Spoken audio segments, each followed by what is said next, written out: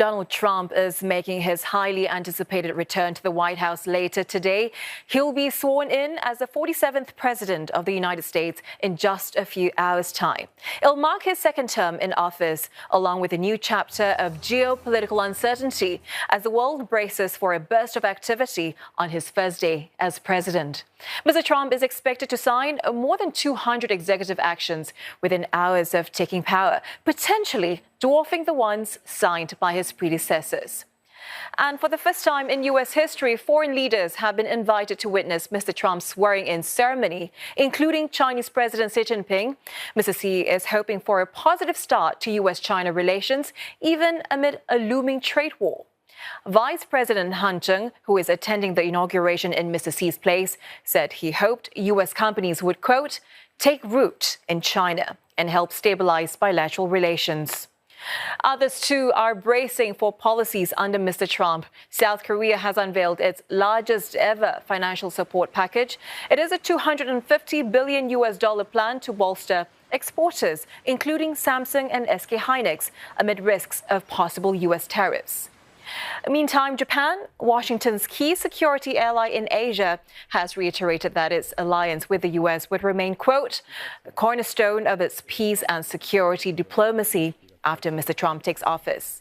Japanese Foreign Minister Takeshi Iwaya will be attending the inauguration, along with his counterparts from the Quad, Australian Foreign Minister Penny Wong, and India's Minister of External Affairs S. Jaishankar.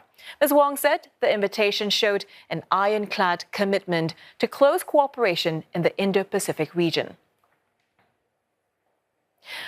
Now for more, Nick Harper joins us live now from Washington, D.C. Nick, Asia anticipating the return of Donald Trump. Now, he's already promised a blitz of executive orders on his first day. What sort of impact will that have globally?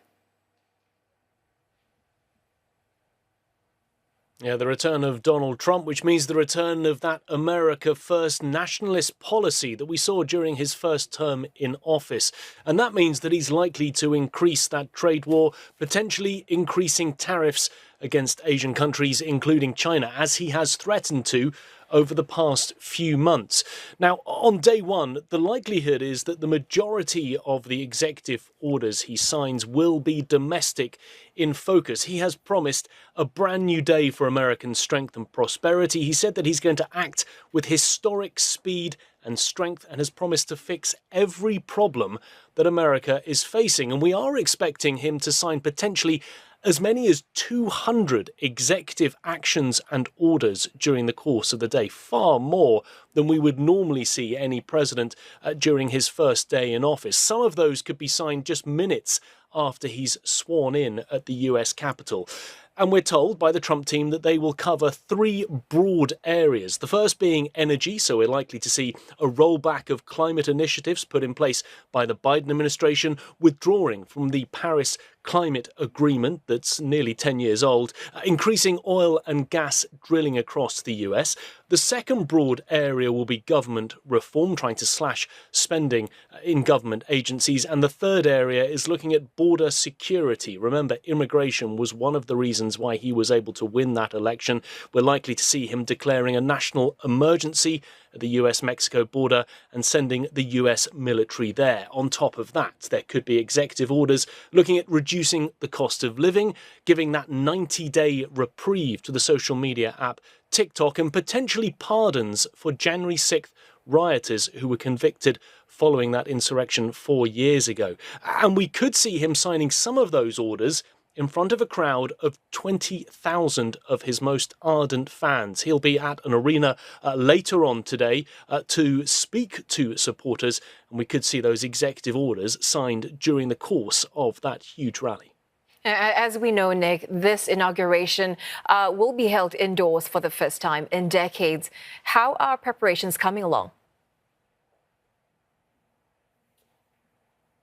Yeah, it's an incredibly cold day, and that is why all of this has been moved indoors for the first time in 40 years. The last time it was indoors was for Ronald Reagan's second inauguration back in 1985. So he'll be sworn in inside the US Capitol, and then the parade that normally takes place outside will be inside that arena. I saw a number of people on the metro this morning, very early this morning, many of them in Trump hats, Trump scarves. I asked a couple of them how they were feeling. They said they were very much looking forward to today. And the reason they were up so early was to try and get a coveted spot inside the arena. They're aiming to queue up outside in freezing temperatures for hours to come. But of course, from a security perspective, it meant scrambling over the weekend. The 25,000 security personnel, the 50 kilometres of security fencing that had been erected, all of that suddenly needed to change when we were told that Donald Trump would be heading to the arena during the course of the afternoon. So a big change, but certainly the mood here from Trump's supporters' point of view is a mood of celebration. All right, Nick, thanks for that. Nick Harper there, reporting live from Washington, D.C.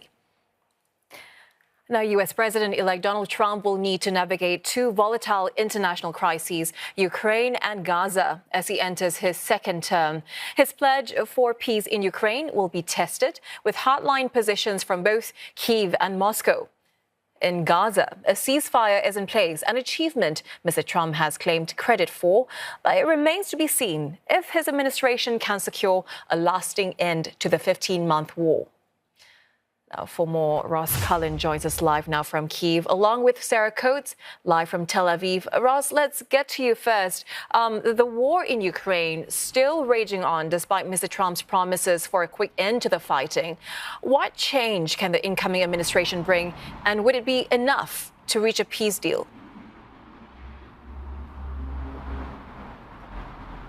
Well, the war in Ukraine is certainly still raging on. Just 2 days ago, there was a missile strike here in the Ukrainian capital, just a short distance behind me. 3 people were killed in that strike. And actually, this morning, there were air raid sirens sounding here in the city. I happened to be out and about, so I made my way down into a metro underground station, along with hundreds of people from that particular part of the city. Just a daily reality here in the Ukrainian capital. Now, in terms of the incoming administration in the United States, uncertainty here in Ukraine over the direction of travel going forward under President Trump in his second term in office. We have had mixed signals, different messages over the past few months from different members of President-elect Trump's team. He himself, during the presidential election campaign, did say that he vowed to end this war in just 24 hours. That time frame has now moved out to months.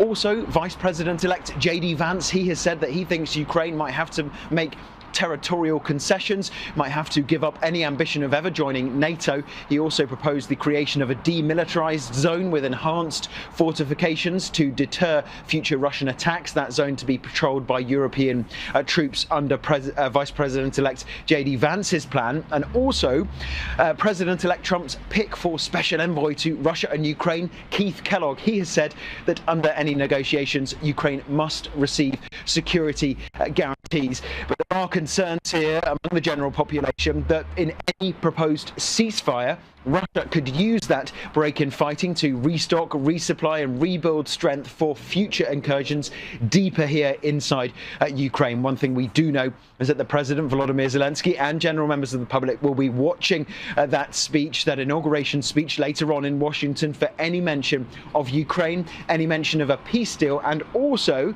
if President-elect Trump mentions the fact that he does want to have a face-to-face meeting with the Russian President, Vladimir Putin. That is something that President Trump, coming into his second term, he says his team are working on setting up. All right, all eyes really will be on that speech tonight. Ross, thanks for that. Ross Cullen there, reporting live from Kyiv. Shifting over to the Middle East, where tensions between Israel and Hamas will likely be top of mind for Mr. Trump's incoming administration. For more details, Sarah Coates joins us live now from Tel Aviv.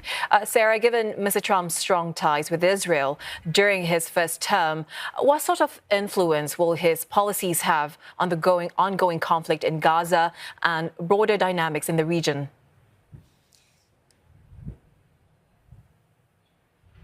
Well, Trump certainly likes to see himself as a peacemaker, and you're right, he is crediting himself with getting this ceasefire deal over the line initially. We heard that from his own mouth last night at that rally. He came out to say that this is the first step toward lasting peace in the region. We do know, of course, though, that the Trump administration will throw a lot of support behind Israel. The incoming National Security Advisor, Mike Waltz, he came out just a couple of days ago to say that if Hamas actually reneges on this deal, that the United States will give Israel whatever it wants, basically, to retaliate. So, of course, we can expect the Trump administration to be fairly hands-on.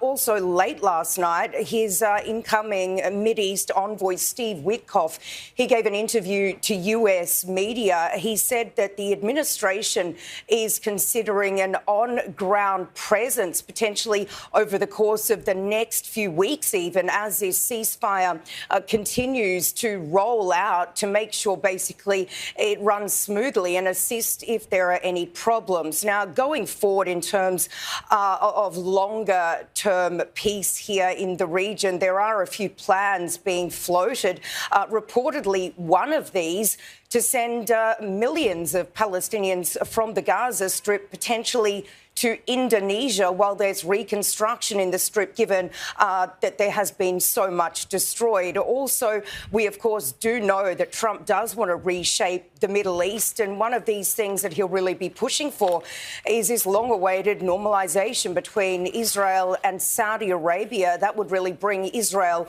closer into the Mideast fold, potentially further isolate Iran and its proxies, and also pave the way for a two-state solution. Appreciate that, Sarah. Sarah Coates there reporting live from Tel Aviv.